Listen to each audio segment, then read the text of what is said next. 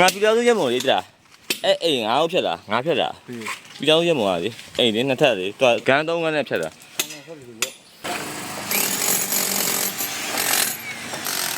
မိုက်ဝိုင်းခဲရုံမထဲတော့ခဲရုံမထဲမယ်ဒီချက်လောင်ဝါဆိုတဲ့ကော်အေးကိုတုံးထဲရတာအဲ့ကောင်အားတာချက်ကဟောဆောင်းရမ်းပါဟမ်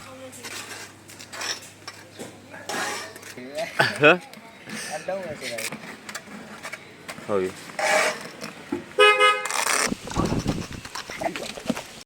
ပြမတော့အောင်လားမတော့အောင်ရပြီအဲ့မတက်ဒီတော့ခါတော့ဒါစီးရအောင်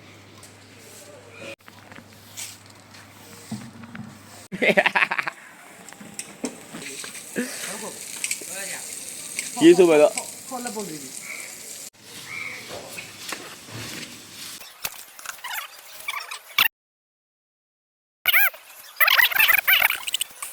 ဆက်ပြောရတဲ့လောက်ကိုလုပ်ပြီး